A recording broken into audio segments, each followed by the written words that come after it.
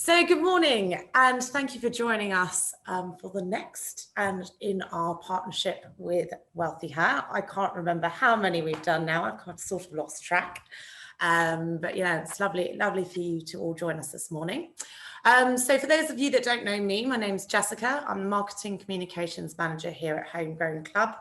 We are a club for entrepreneurs, investors, and business leaders based in the heart of Marylebone and part of the Home House collection.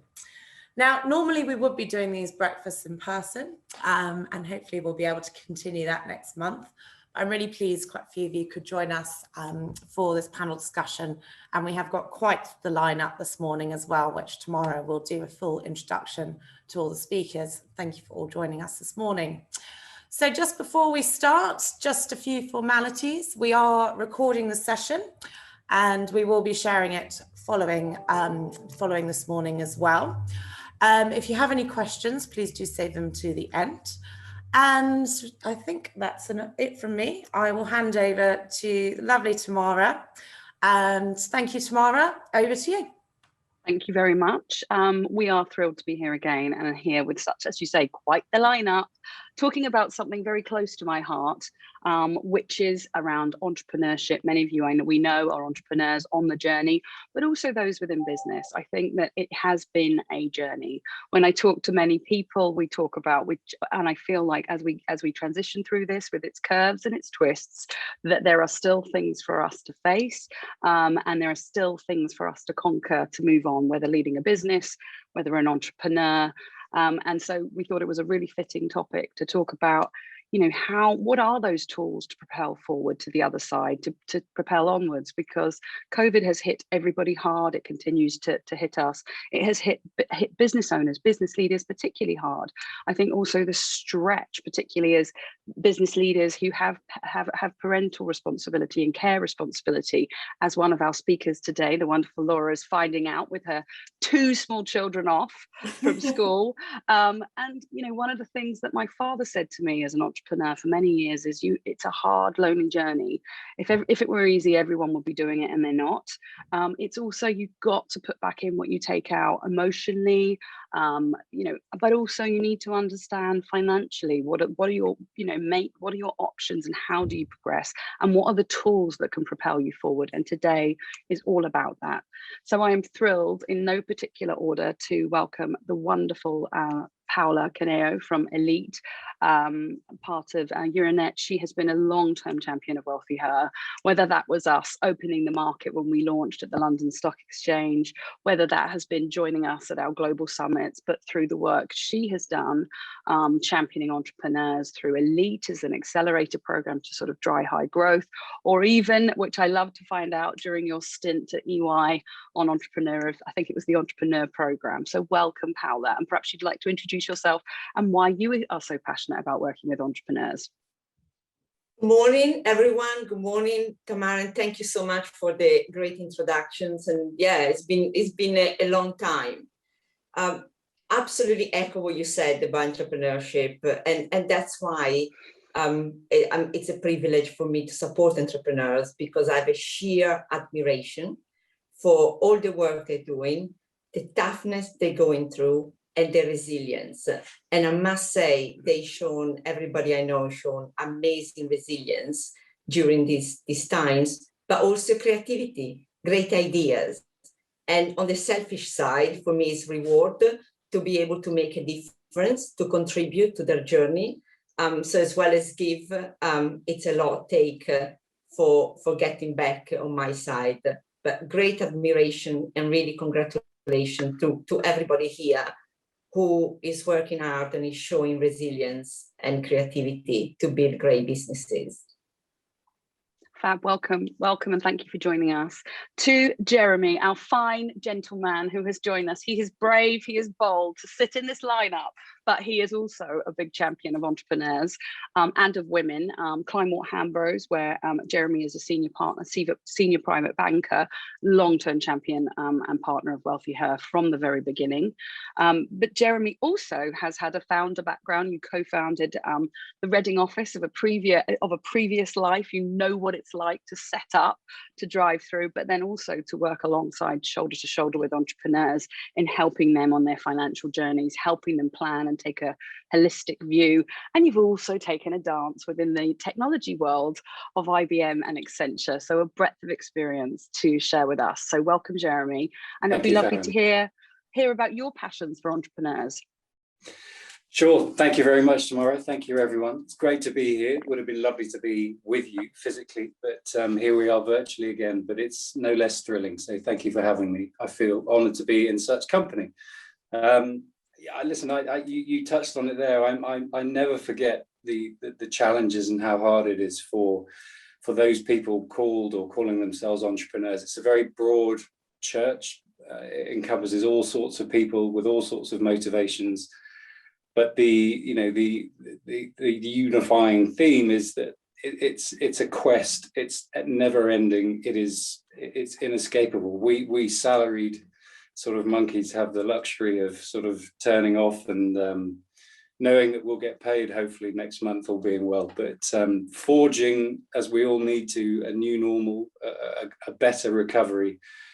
The entrepreneurial world never ceases to amaze in how agile and innovative and committed and hardworking it is. And I know there's at least one person in the audience who I would doff, or two people perhaps, husband and wife, Hen and Charlie, who I would doff my cap to, having lived that journey and continuing to live that journey.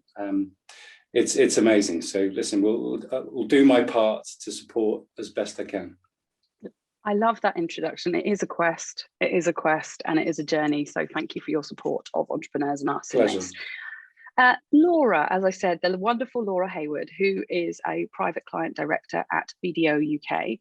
The thing I love about, well, I do love about Laura generally, is all of the work that she has done. But as I said, she is sitting there poised and calm with her small children lurking. She has to do when she leaves this call, and she's done her career and been a champion through all of that. She might have to leave this call and go and do a drive-through test with them, which is just something to look forward to today. But the other bit I love about the story is that Jeremy introduced Laura and said, like, I work a lot with Laura. I'd really like, we work together to create change. I'd really like Laura to join us. So I think it's a wonderful story of that partnership and collaboration. So Laura, well, come on down. Thank you. What a lovely introduction. And yeah, I'm thrilled to be here today. I'm thrilled to have been invited by Jeremy. Jeremy and I have worked together for a number of years now. And I'm a long-termer with BDO. I've been with BDO for 15 years or so, and I lead the private client practice in the south of England.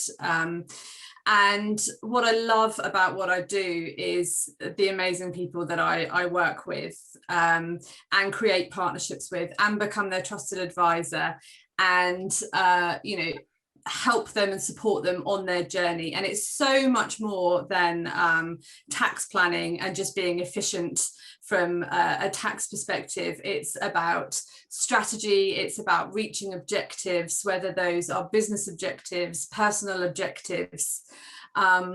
We're all trying to work towards our own goals. So what I love about what I do is about helping people achieve those goals. And so, yeah, really glad to be here today. And yes, I do apologise in advance if I am interrupted by either of my two children. But this is the juggle we face now, right? This is the new reality. This is the new reality. When I told my son I was going off yesterday to Ascot, and he said, "You're going to go riding horses? That outfit does not go, mummy, for horses." I was like, no, it does not.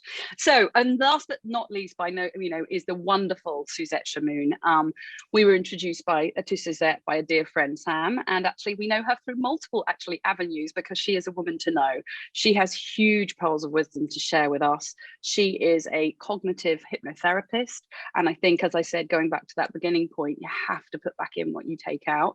And I think working with someone to sort of either envisage or find the strength or undo some patterns of the past, and that's the work that Suzette does in such an inspiring way. So welcome, Suzette, again to a Wealthy Her platform. Thank you for joining us.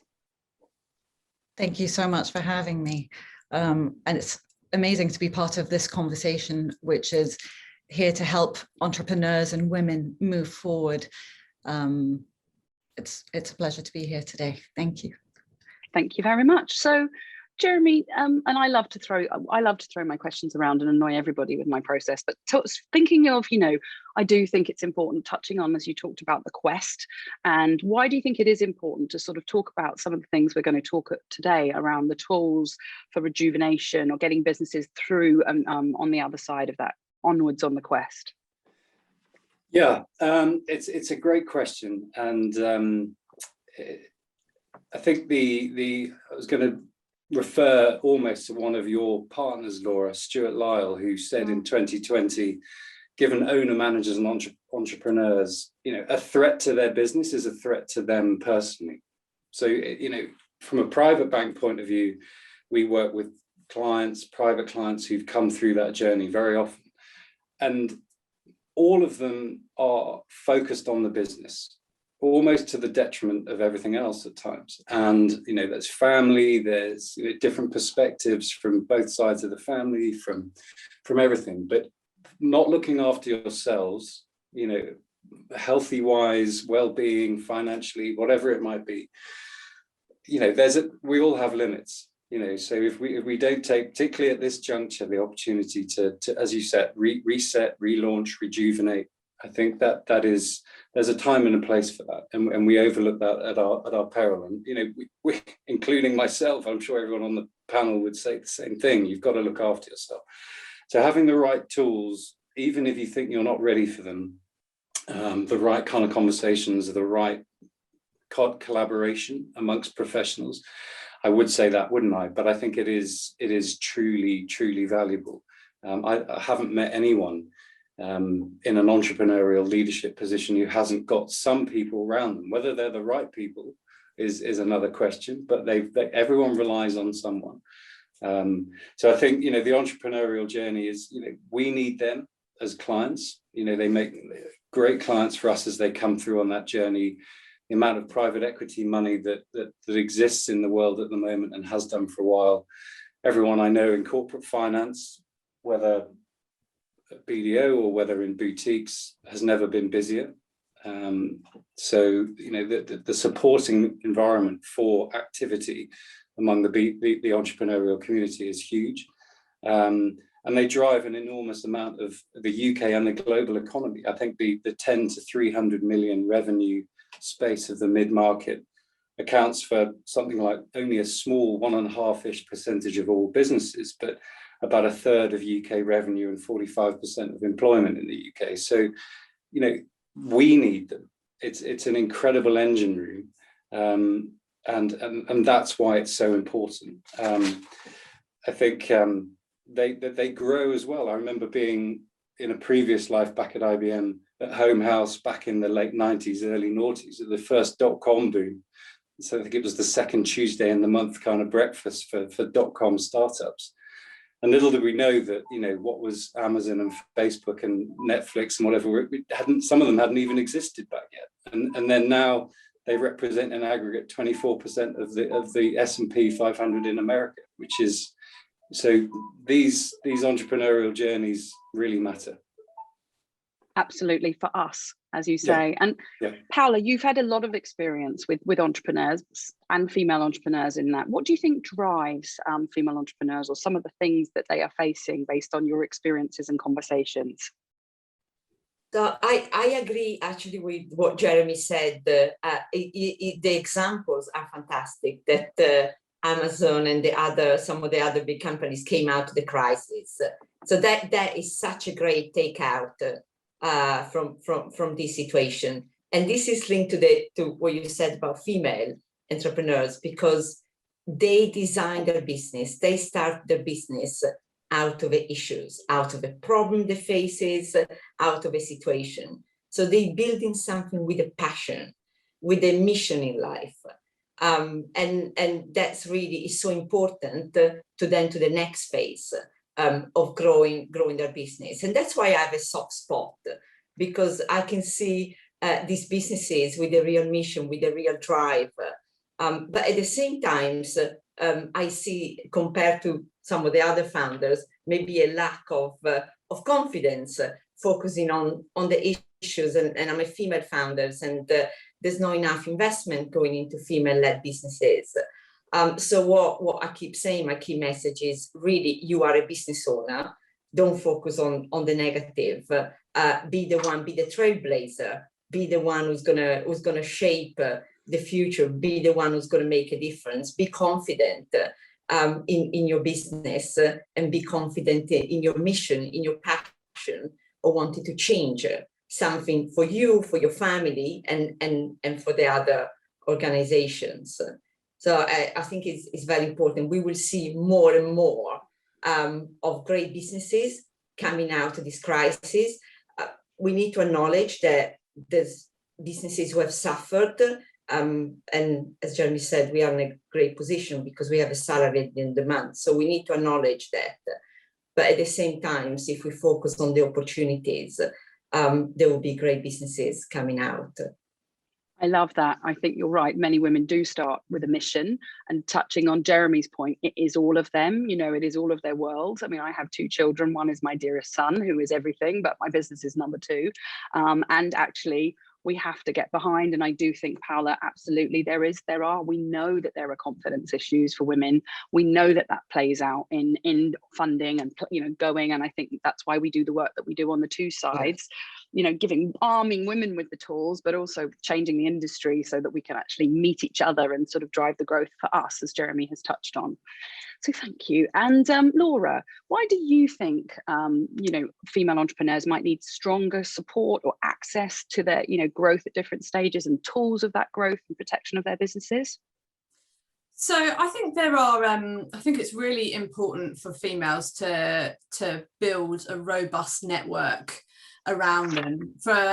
And I think there are a number of barriers which prevent women from building that network in the outset. One, I think it's a time element. We are juggling a lot of hats.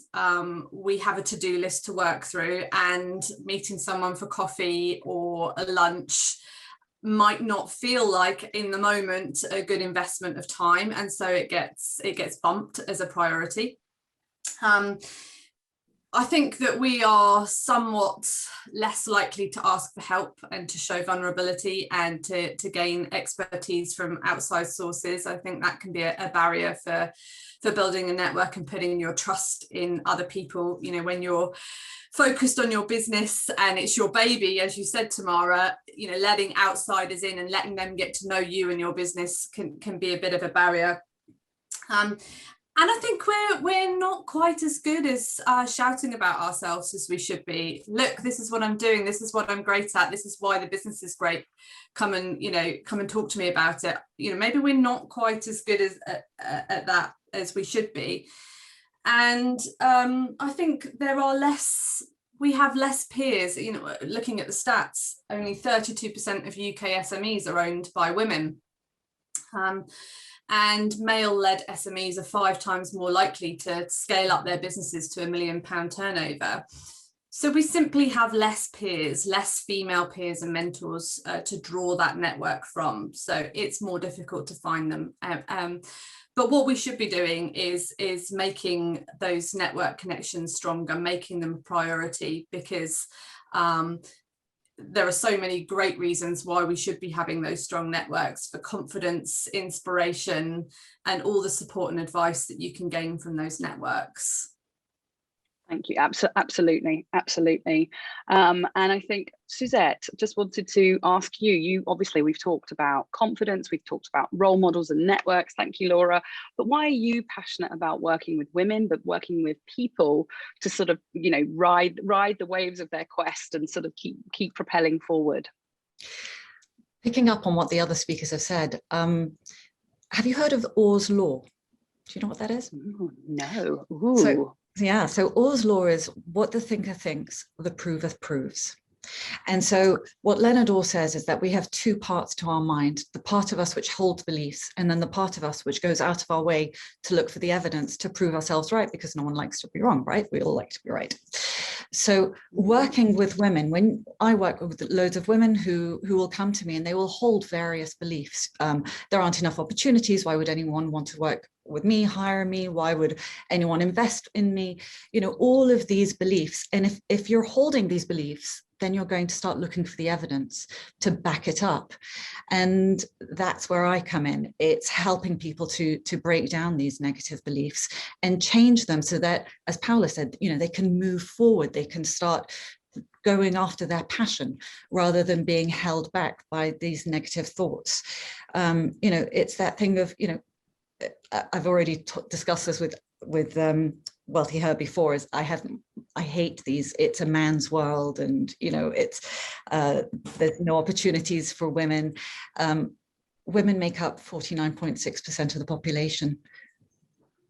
The world is equally split, which means that we just need to lay claim to our share of the world, but we need to have that belief that we can.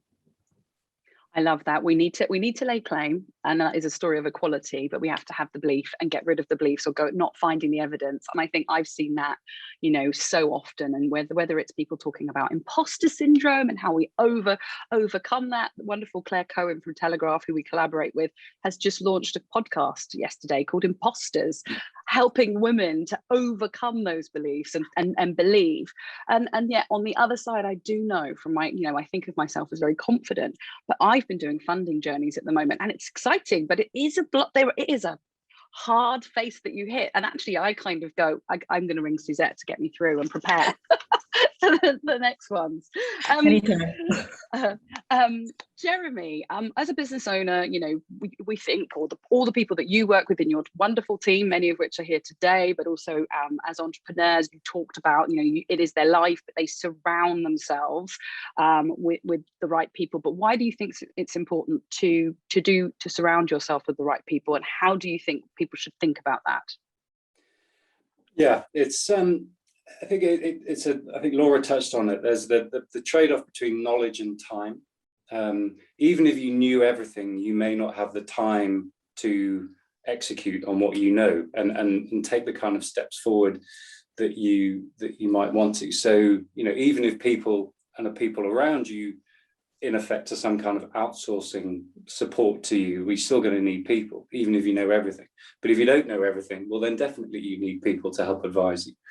And I've seen, you know, over the years, you know, even back in 2005 when I left IBM, you know, I tried to be an entrepreneur for a year, and I knew what a lonely place it was trying to run a sort of a geolocation mobile phone based pre-app kind of startup, you know, and whether you were looking for funding or whether you were looking for real estate or whether you were looking for a printer, you know, you needed people around you.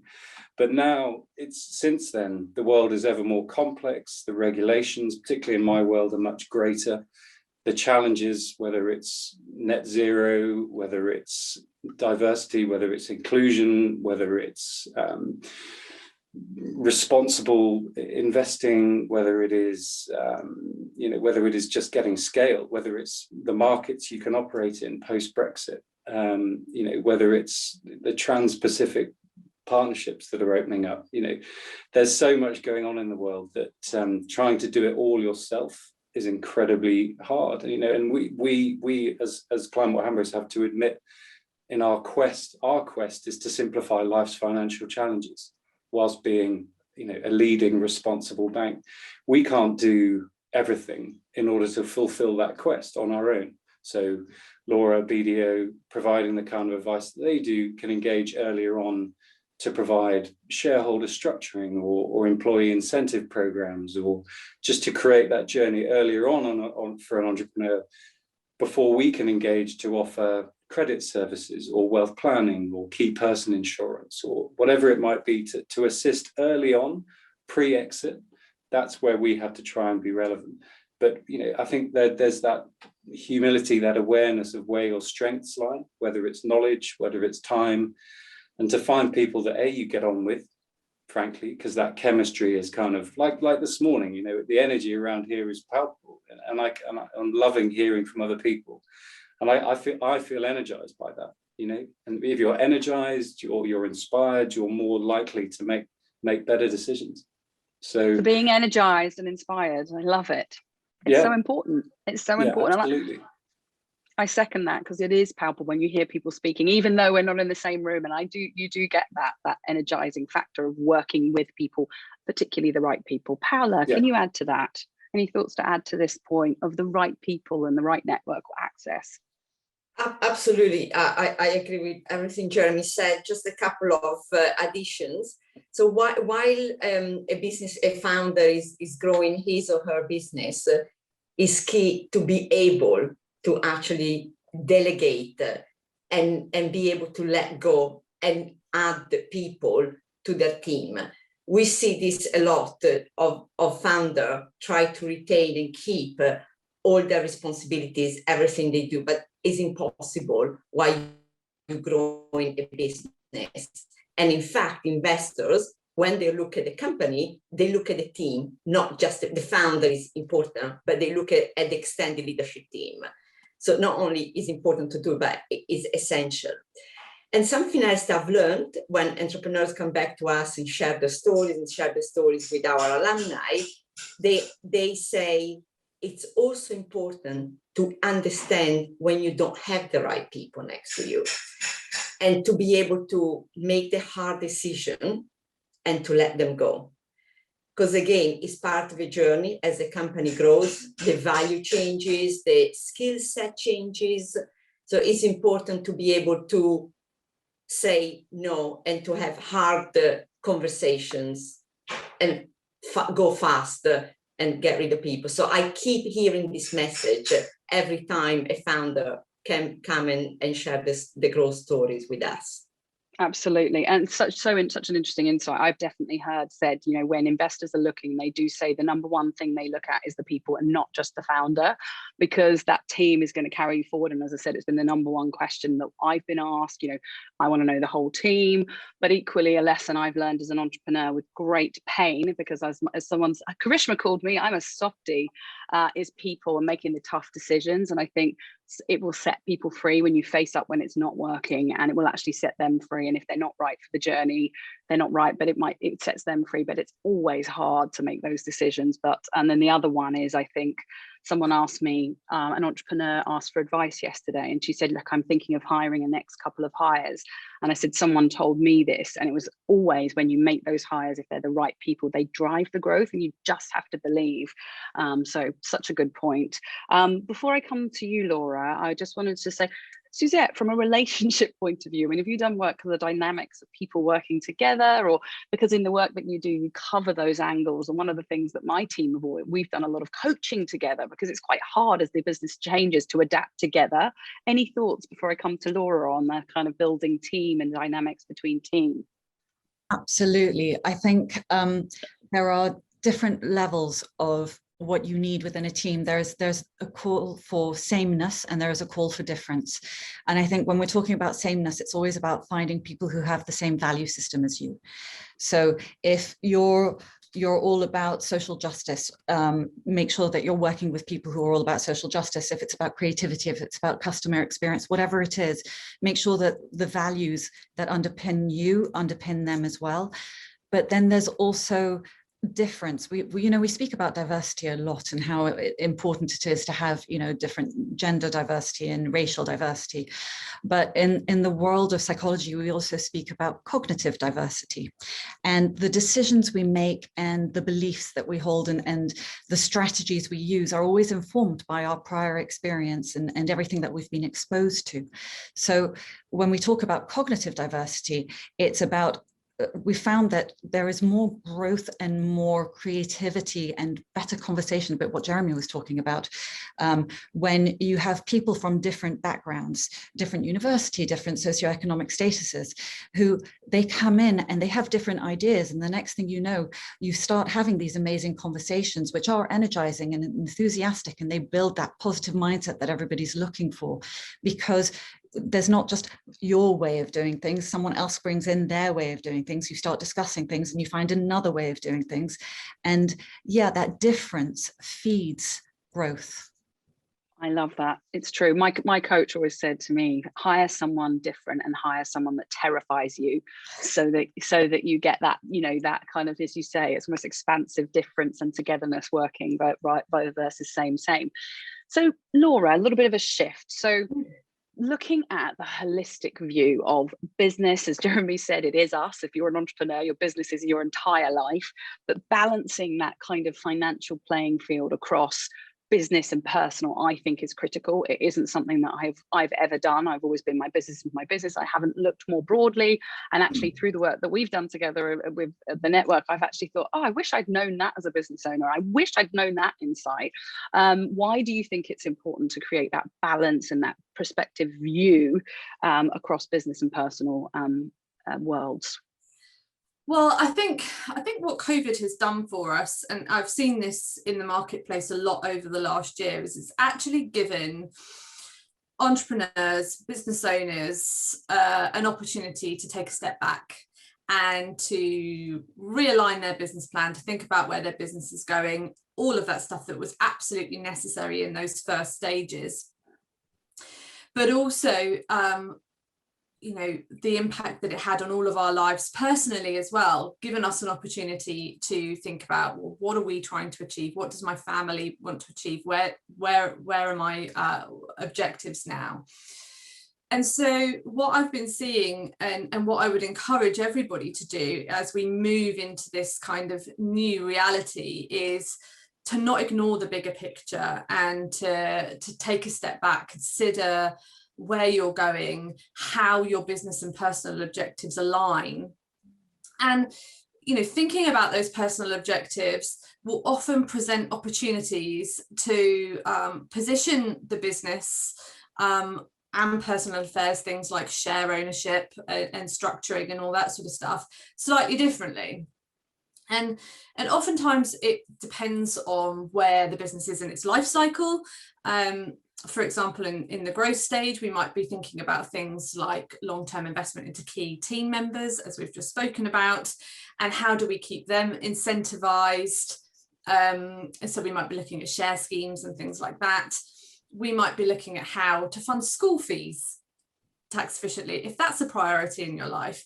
And we've already touched on the funding side of things and getting access to funding and making sure the business is tax fit. And if you're looking at going for a sale, making sure that prior to an exit, everything, the ownership structure is right, whether we should be considering things like a family investment company or a trust. So I guess my message here really is that the tax and structuring shouldn't be an afterthought. Your family objectives, your personal objectives shouldn't be shifted to one side. Everything needs to be thought about in a holistic way, as you've already said, Tamara. And as we've already touched on as a group, about having that network and having that trusted advisor who allows you to step back and have those helicopter discussions to help form direction and achieve objectives overall. Thank you. Yeah, I think so important that point around, we've been in survival mode. Many businesses are in survival mode, but making sure we get back to the bigger picture, I think, is absolutely key. But as you said, balancing the needs of both those worlds, personal and business, are critical, because they are critical to those people or to entrepreneurs and founders. So thank you for that. Suzette, we've touched on, I think we know that, you know, women are, whether actually we know from research that we've been involved in, that female founders are feeling more stretched than male founders. Some of that is dealing with the balancing of home, that hideous horrendousness that was homeschooling, please must never go back, through to funding, through to being a leader. You know, I know as a leader, it was hard to keep my team together through all that, you know, we stuck together because of their strength. I also lost some of my team, but what are some of the lessons that you think were learned through lockdown, and some of the examples of that in action, or some of the tools looking at that kind of mental well-being or belief or positive mindset? I think that is one of my favorite questions of the moment, is what are the lessons that we've learned from this pandemic? And I think it's and lockdown, and how do we, what have we learned about our own well-being? How have we managed to take care of ourselves, and how are we going to implement that moving forward, hopefully, as we come out of this? And it's a question which I'm asking lots and lots of people, and very often people speak about physical and mental well-being, but I think it's time to start actually personalizing this a little bit more and making it a little bit more specific. And there's a lovely model by Doctors Tal Ben-Shahar, Maria Serwa, and Megan Madonna. And it's called the Spire model. And what they say is they break well-being down into spiritual well-being, which could be religious or just that sense of connectedness that you feel with the world, physical well-being, which is again physical fitness but also physical health, intellectual, relational, and emotional well-being. And what I find is I know that when I'm working with someone, I'm asking them now to start looking at those different aspects of their well-being and to what extent are they nurturing them and taking care of them, and to what extent have they looked at these now over the past year in particular. And I've been asking people the question you just asked me, you know, what are the lessons you've learned? And I had one gentleman who told me that, you know, the moment they went into lockdown, he couldn't go back into his office. His mother-in-law moved in and she's got dementia. And all of a sudden he said, my wife was calm because she knew her mother was there. The children started to take advantage of their time with their grandmother. And we know that time is shorter than we thought it would be. But he said, but the energy in the house changed and shifted. And after lockdown ended, she went back into her own home, and now they make a concerted effort every weekend to go and spend time with her. But that energy of calm has persisted, and he's got more mental space when he goes into the office on a Monday morning than he used to have, because everyone around him, everything around him is in a better place. And that's that relational well-being being addressed. So, you know, Tamara, what have you learned from the pandemic about your well-being, out of interest? Well, I had a very, very similar in a completely different sphere. I found myself in New Zealand because my mother got COVID early on. She was fine, I was there. And very similarly, I had forgotten the power of having family really near you. And, you know, and this kind of, you know, and taking for granted also this kind of global life that I'd been able to lead, and just the power and strength of family and family heritage. And my family are very involved in business in New Zealand, even though my dad's in his 80s. And actually getting a little bit involved in the family business gave me a great sense of emotional well-being, and so that I was there for my family at a time when they needed me and their business needed me. And it was one of the most rewarding things plus that has happened to me in recent years. And for my son, who's 7, to be with his grandparents, to be with, you know, in New Zealand. He went to New Zealand school, and I just had lost this bit of, and regaining a bit of authenticity from my history of life. And so, yeah, I think I learned a lot through that experience. So yeah, thank you for asking. Makes me feel quite like, and any tips on helping people to tools going forward? Sort of, we're looking back where we've been, where we have been, what we've learned, but any tips and tools on finding that balance in body and soul as people go forward from here? Yeah, so doing a check-in, whether it's a Spire check-in, so checking on where you are in all of these different aspects of your life, you know, which ones are the most important to you? Where are your needs? Are they being met? Because they're needs, they're not wants. There's a difference between needs and wants, right? Needs and desires. So are your needs being met on, you know, spiritually, physically, intellectually, you know, relationally? Doing a check-in, actually diarize it, put it in your diary once a month, once every fortnight. Make sure that you're checking in, because if your needs aren't being met, you're going to be running more on empty. So just, yeah, I think doing a Spire check-in is helpful, or any model or anything in that vein.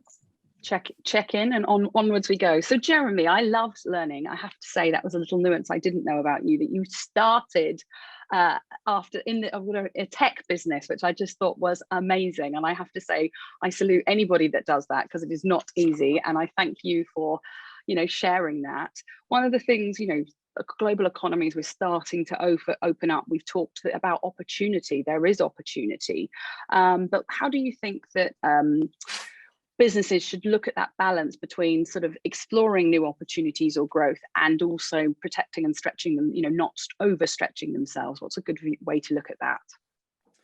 Tamara, it's a great question. It's a huge question. The G7 have been grappling with it in Cornwall the last few days. So I'll very humbly try and provide some kind of comment to that. You know, taking even from that, I think everywhere you look, there are, you know, we're in a very interesting place right now. I think, you know, 2021, good grief, when you say it, it hits you, doesn't it? 2021, where did that get? How did we get here? But whether it's post-Brexit, whether it's the Trans-Pacific Partnership I mentioned, whether it's the way land gets used in the UK, whether it's regenerative agriculture, because we're going to be using land in a very different way, whether we look at developed market equities, which are at a very sort of elevated, mature sort of valuation globally. Everywhere you look, the world and opportunity looks full of challenge, and forget climate change and everything else that's going on there. So trying to navigate all that in a way that isn't too challenging or overwhelming is enormous. But I think what has struck me that has come through loud and clear, and I think Paola, you commented on the management teams and what businesses or what gets looked for. Yes, strong, capable management teams, balanced management teams, but more and more this sense of purpose and stories. You know, what is it that people are actually trying to achieve? I think people are very hungry to engage with compelling stories. And that, if you follow that, Henrietta in the audience would talk about her sort of gut feel, has sort of helped navigate her business. Wild Nutrition, for those interested, you should definitely have a look at her and Charlie's story. It's phenomenal.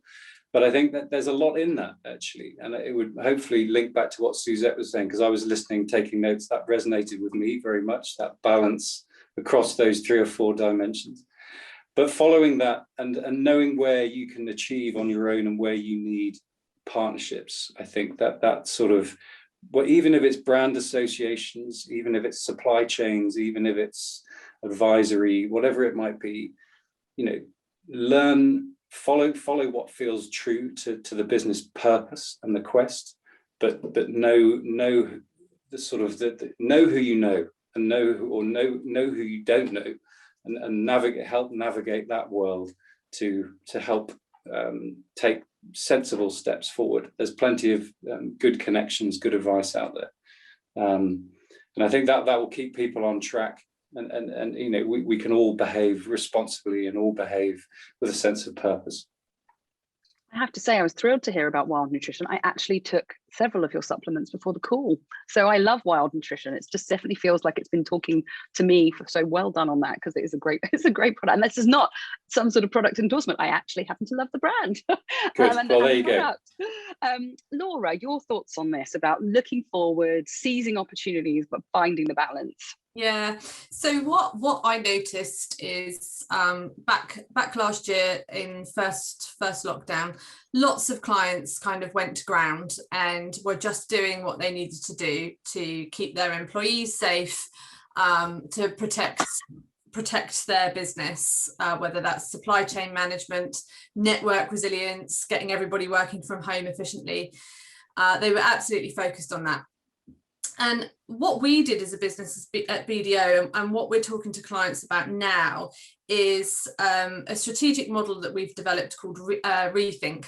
I had to think about that then, which has been used across all service streams at BDO and helps entrepreneurs, business owners understand what their business has been through over the course of the last 15 months, make some sense of it, and by doing that and applying that strategic model, you can then start to think about how you're going to move the business forward and how you're going to make the most of those opportunities and the next direction for the business. So the 3 stages, just at, you know, really high level, were the react stage initially. Like I said, safeguarding workforces and all of the initial reactions that happened. Then there was the resilience. So running the business in lockdown, whether that's looking for new ways to market, focusing down on what the business does best. That was the resilience stage. So you've got everybody operational and working, and actually looking at forecasting, scenario planning, all of those sorts of things that has taken us through.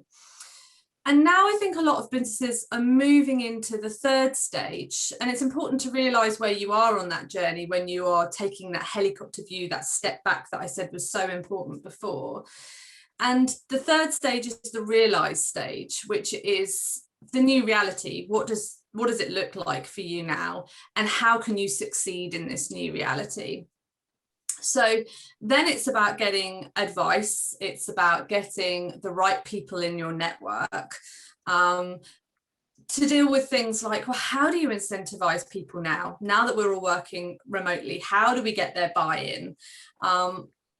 Whether we need to do any kind of digital transformation, technology implementation, risk management, and then there's all the changes that have happened alongside COVID. So all the navigation in the tax world, all the changes to international tax, Brexit, all of that sort of stuff. And those are really kind of hot topics. They're really kind of in-depth topics in their own right. And that's why having a network is so important, because we're all going to need a ton of support to navigate us through this new reality and all of the new challenges that are developing all the time. It's changing so fast, new solutions, new opportunities. So it's really important to stay connected. And that's how we're going to sort of move through this new reality. Yeah, connected and knowledgeable. It's quite a time to be an entrepreneur, both in the opportunity and the challenges and the hurdles to navigate. Yeah. So I think having that network and that advice is absolutely paramount. Paola, you've worked with many entrepreneurs, I know, on this challenge of where to expand, how to balance it. Any learnings that you've got to share? I'm going to steal my answer from the investors, who I hear from the investors, and that's their advice, is find a problem, make sure the problem is big, and find a solution. And that's how you build and you grow your business, solving big problems or problems that many people have. And absolutely, the way those issues and problems and opportunities are solved is going to be new technologies, new idea, new way to deliver. And we have an amazing opportunity. What we've seen with the opportunities, and actually what digital has done now, I think has made it easier to make connections.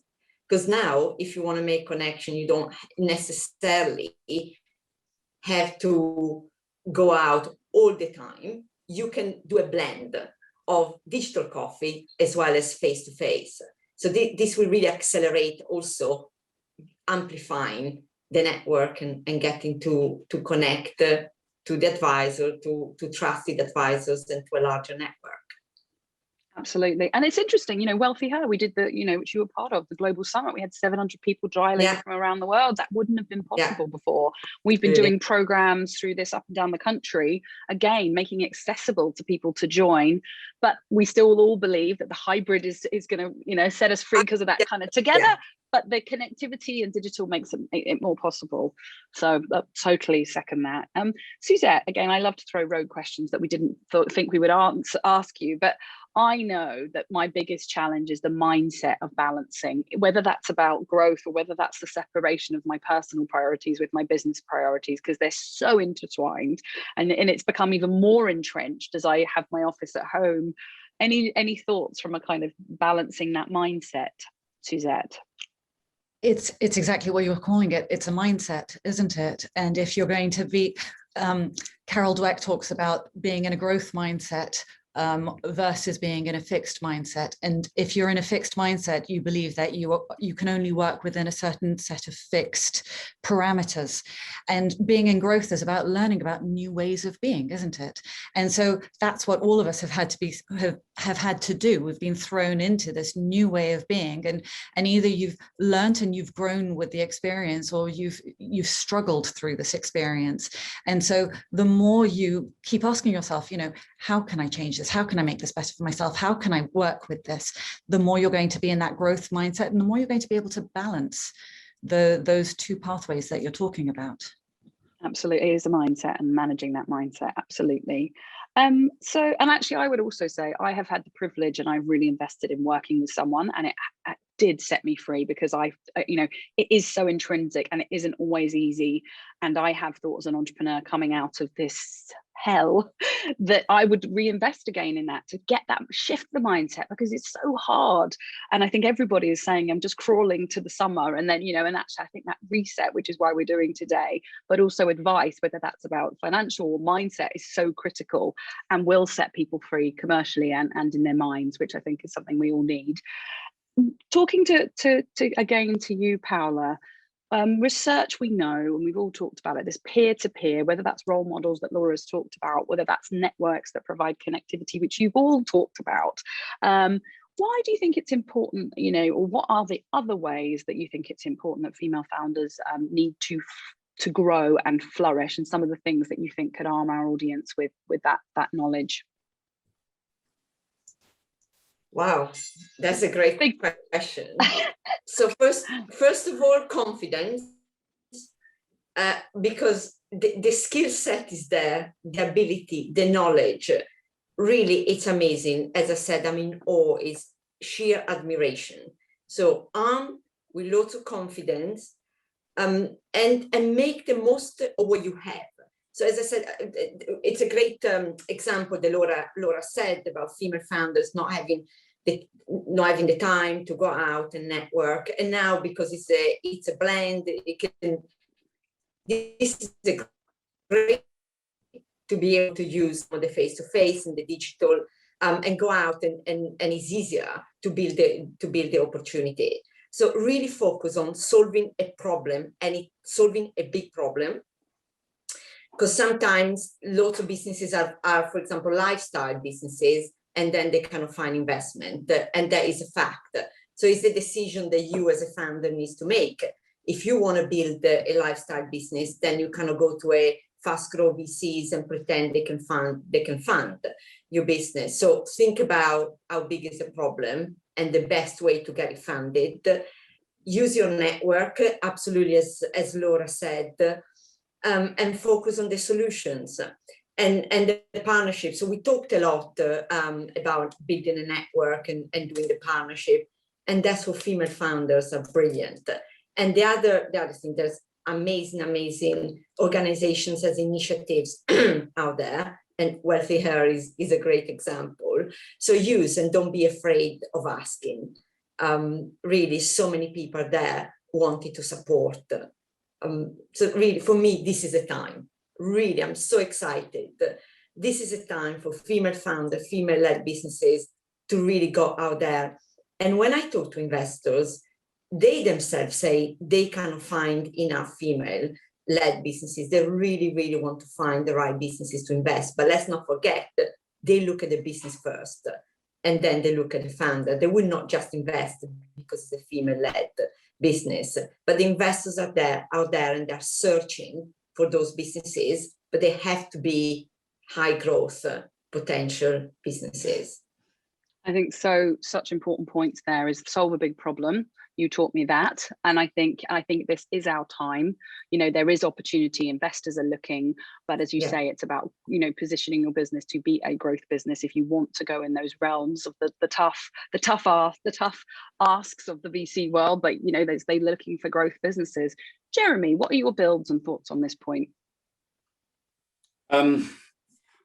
Crikey, it's tricky to add much to what's been so brilliantly said. I think there's growth. Yes, I get that, and the quest for growth, and that's the compelling big problems growth. That's the appealing thing it's a very backable mix. There'll be some businesses maybe in the audience who have been growing and who are at a stage where the next chapter of growth and expansion presents itself. I think there is a time, and I think it's been touched on, maybe now is it, to reflect and almost not shrink, but refocus back in on what that core purpose or that core challenge is that you are as a business addressing. There is no harm in focus and refocusing in order to kick on to that next stage. So yes, you can be expansive and have an expansionary mindset, but in order to refine your purpose and redefine it, refocus is no bad thing. if our chief exec was on the call, he would say the same thing. We've rebooted over the last 2-3 years, and we've responded, we are rebuilding, and we are reimagining to come forward. So we've been on that journey as a bank. You know, Kleinwort, Benson and Hambros, as was, have hundreds of years of history, but we are now in effect a startup within Societe Generale as a much bigger universal bank. So we have to be refocused, innovative, going again, relaunching ourselves. So I think that I would add that if I had to. I love that, because I think it is a series of reboot, reinvigorate, reimagine, and that will carry on as things, digitization has been accelerated, but the world is changing and it will continue to change. So I think that is such an increased sort of important point in that growth journey, or just the journey forward from here. And Laura, your thoughts on this kind of, you know, from here, your advice, whether that's on growth, whether it's on balance for entrepreneurs as we lead from where we are now. Yeah, I think I would echo everything that Paola and Jeremy have already said. I think the only thing that I can kind of add is the new importance and the new requirement for agility. And that means you need to find answers to business problems quickly, efficiently, proactively, all of those things. And I think it's easy to get hung up on all of the challenges that we faced over the last 18 months. And yes, there have been lots, but actually I am very privileged to be working with female entrepreneurs who have had the best 18 months of their business lives, and have made huge steps in taking their businesses forward and making the most of the opportunities that have been presented to them over the last 18 months. And a major factor in that success is their ability to be agile. And it's about how you maintain that level of agility throughout the business growth. The bigger it gets, the clunkier it can get, and that's when you lose the agility, and that's a real skill to maintain that business focus and that agility.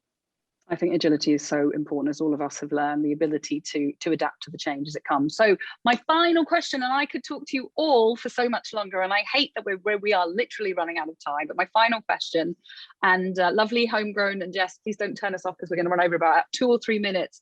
People listening, please stay for a few more minutes. But Suzette, I always ask this of everyone, a piece of advice that you would give to someone, your younger self, or someone that you care about advancing, getting through and driving onwards. I think know what's holding you back and work on it. Know what makes you drive forwards and feed that. Know your strengths, lead from there. Know your weaknesses and own them. And don't be afraid for everyone to know all of that. Paola, final words of amazing. That's it's a tough act to follow, because I agree with everything. So I go back to my core, and where I say be confident of what you're trying to achieve, be a problem solver, really focus on the positive. And I think this is what, if I look at myself, this is what I've learned in this year, to really be able to look at the positive, to be able to go ahead. So for me, it's confidence and resilience. Absolutely. Jeremy. I could give a much longer answer, but I would pick up on a couple of those points. It all comes down to, doesn't it, being yourself and knowing yourself. That ultimately, I know that sounds glib, but the things I'm telling myself now at 40 something are very similar to what I was wishing I was telling myself when I was 21, 22.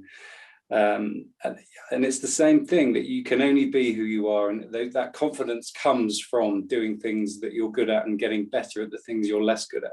That's what people say, be confident, but how?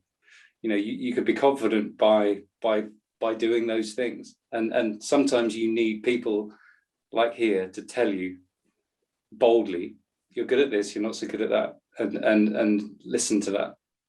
Absolutely. To listening, and yeah, especially if you don't believe it, because it's there. Yeah. So Yeah. get that from people. And finally, Laura. I'll make it quick because I'm conscious we're over time, but my main takeaway would be lift your gaze, think about your vision. How do you want your business to look and feel? Break it down into goals. And overall, you don't have to do it on your own. So get the right people around you. To not doing it on our own. Thank you to wonderful Jeremy, Climate Hambros, for being such a great partner of ours. Laura, wonderful to meet you and have your words and guidance on this exciting journey we're all on.